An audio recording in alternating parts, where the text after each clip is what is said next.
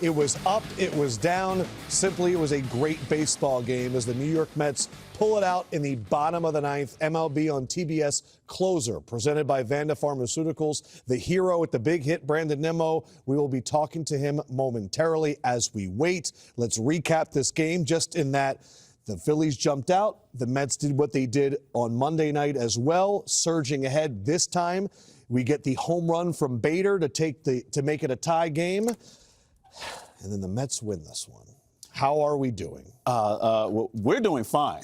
Those boys in red and gray right now, they have to fill away. I think that's 9 straight. 9 straight at Citi Field. And it's the way it's happened. They've come out to a lead and found a way to lose the ball game. And if you're the Mets, as we talked about, and Pedro and Curtis were going back and forth, the Mets are saying no matter what it looks like, you can't beat us. And we know that, and you know that, and that starts to seek into the psyche of a team that no lead is safe. And when you're playing like that, you find ways to lose games, and on the other side, the Mets are finding ways to win games. Pedro, this is a Mets team that from July 28th lost 14 of 16. They've now won 7 of 10, and the belief is back. And you know what? The talent is there to do that. And not only that, it seems like it's bringing back memories. Remember how they went last year? They, right around this time, picked it up and never let go of it. And you know what? If they were to have Hazley go, a little bit better, just to help Pedro Diaz at the end of the bullpen, they would be even better. I think the Mets are capable of doing anything. I think they're going to fall short a little bit in the starting rotation, but once again, that bullpen, if they do what they are capable of doing, they can pick up the slack for what the starters are not going to be able to do. And Curtis, the magic number for the Mets in the tiebreak is now 1. If they beat the Phillies 1 time out of the next 5 games, they own the tiebreak if the 2 teams are tied at the end of the year. I think that's a good thing if it ends up being tied, but they're just still trying to go ahead and secure a playoff spot. I think forget about if we're tied with the Phillies or any other team that it might hold a tiebreaker against.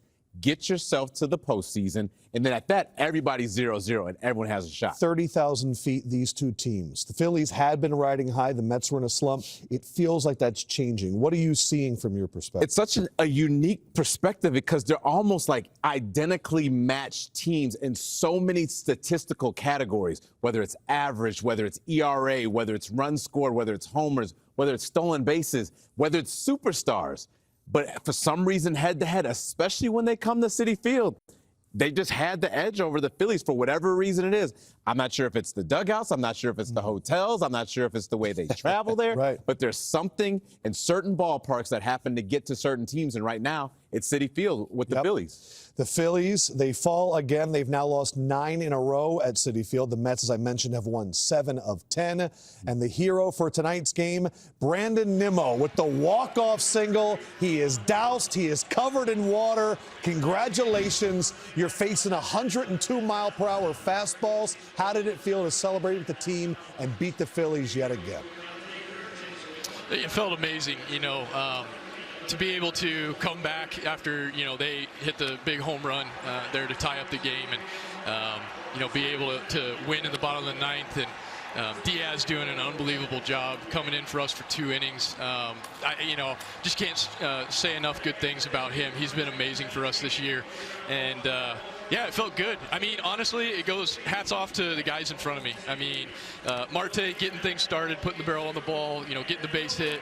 Then, Pete getting a huge base hit there. There's a chance for, if it goes right to somebody, it's a double play. And, it's really tough to get things going from there. And he puts the barrel on the ball. Good things happen. And then Brett, having a great at-bat there. That's a young guy coming through in a huge situation. Could try and do too much, but just zoning him up, able to put the bat on the ball and, get that little hit to be able to make my job a whole lot easier. Then all I have to do is find the barrel, and, a lot of good things will happen after that. So, honestly, the at-bats in front of me are what won the game, made my at-bat so much easier. And, just really, really proud of these guys. They just keep fighting until they finally, the game ends. It's just unbelievable job by the offense tonight. Brandon, this is Pedro. And I'm curious to know, because this is not just a small portion of games that you guys have beating the Philadelphia Phillies. Is it just me, or you guys seem to be more comfortable the more you play them, and that's probably why you guys are getting those results? Yeah, no, definitely. I mean, hey, we've played the Phillies a lot, and so we're very familiar with each other. And when you get familiar with each other, it just comes down to execution. You know what the other side's trying to do, and so you're just trying to match up with them and go toe-to-toe and see who can execute better. And I've been really proud of the guys. They've been able to execute amazing, even come back from adversity. And that's the thing. Our guys know that we're never out of a game, and when we're playing the Phillies, we know we're going to get good baseball. So it gets you up even more. So this is two heavyweights going at it. It's really fun baseball. I mean, you guys know all about it, especially you, Pedro, man. I mean, you've been here, you've done that. You know how exciting it is to play, big-time baseball. And it's August now, we're getting into September. Like, this is big-time baseball, and the guys are getting up for it. Brandon, great job tonight. Great at bat. You guys have fought.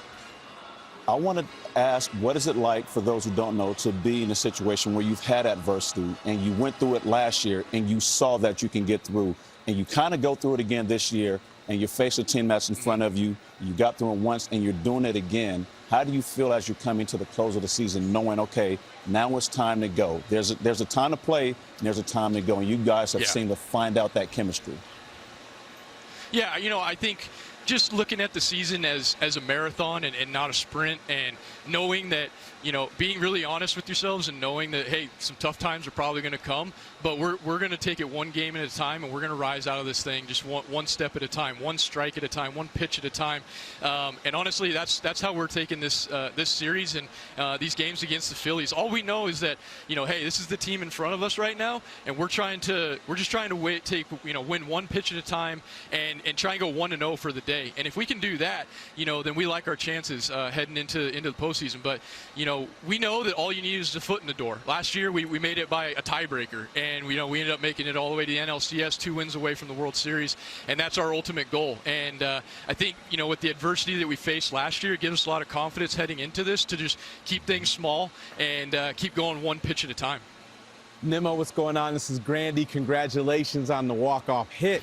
Typically in those moments, everybody's rushing to you to talk to you. But I noticed specifically you went to Marte and was talking to him. Would you mind sharing with us what you were saying to him when all the spotlight should have been on you in that moment? No, of course. And Grandy, I appreciate you being my mentor, man. You were always so good to me here. But all I told Marte was, we won the game because of you. This wasn't me. We won the game because of you, because of your at-bat, because of you getting us started. And so I just wanted to put the spotlight back on him. And, again, Pete and Beatty, because they all made my job so much easier. We won the game because of their at-bats. And so I was making sure Marte knew that I understood that we won the game because of him and because of his at-bat and getting us started. That's a tough right-on-right matchup there. And, he just sent a bullet right back up the middle. So I was letting him know that we won the game because of him. Another big game for the Mets, those 5 through 9 batters. They had 3 RBIs, and the hero of the game, Brandon Nimmo, had 2 of them. Congratulations, man. Go enjoy it. Stay healthy, Brandon. Thank you guys so much. And go get it. All right, thanks, guys. Let's go Mets. Man, so that was your guy. Hey, a young Nimmo. What did you teach him? Tell us what you taught him. Hey, the big thing is it is a team effort, and I think he demonstrated that talking to all those guys. If everyone does just their job and passes it to the next person, it makes the next person's job that much easier. And one of the big things he said, focus on today. Go 1-0 today. You can't catch the Phillies in one game, but you can win one game and you can cut into it. And you can win one at bat and get closer and closer to it. And that's the message that he's been relaying to the rest of the team, and you saw that again tonight. And we saw it in that monster 5th inning. Let's look at that one more time. The Phillies jumped up to a 2-0 lead, and they kept in Luzardo. And that's when it seemed like the wheels started to fall off. Jimmy, what did you see here from the Mets in the bottom of the 5th? Well, first of all, starting off the inning with an 0-2 hit by pitch, and that just put everybody in the mood. You can see JT, you see Luzardo, everybody got frustrated. And if you're on the other side of that, you know that one free pass, you're one swing away from tying the game. You also start going down, the Mets start saying, hey, we've done this before. One at bat at a time, one pitch at a time. They scored 4 runs before they made the first out. And the 5th run was produced on a sacrifice fly. So we talked about it, and you hear Brandon talking about it. They're not afraid to be in these situations. They're very comfortable, as Pedro asked. They know that there's no lead safe with them. And I think as Luzardo and Thompson, you talked about, we always talk about the numbers and analytics and how we don't like them. Sometimes they work for you. I think this may have been a situation where you're looking at Luzardo. He wasn't sharp all night long. You want to try to get the guy to win. I understand that. But in this situation where you've lost 8 in a row, and we can always second guess afterwards, but he's not at his sharpest. We have a 2-run lead. Maybe we go to our bullpen and get somebody a fresh start. He's done his job. He kept us in the game. He's laboring tonight. That's why they've built bullpen starting at about the 5th or 6th inning, because they have super arms. And we have some arms in that bullpen that could have bridged it for us. And I was quick to mention that to you and to you, Leko, about Luzardo maxing out seems like every single pitch he threw in the first 2 innings. And it came back to bite him exactly. Even though he settled down and he looked a lot more relaxed, he actually looked to me like he was fatigued a little bit in that inning. And those are the things that the manager and the pitching coaches need to use sometimes, their baseball journeys and experience to see those things. When your pitcher, yes, he did whatever he could possibly do to keep you in the game, but it was time to probably give him a little break because he looked fatigued in the 5th inning. And I know that they yesterday were forced to use a lot of people, but those are things that you read, and only baseball people can read. And I kept saying it to you, Jimmy. All night long. He's laboring the first 2 innings. It's like he's maxing out.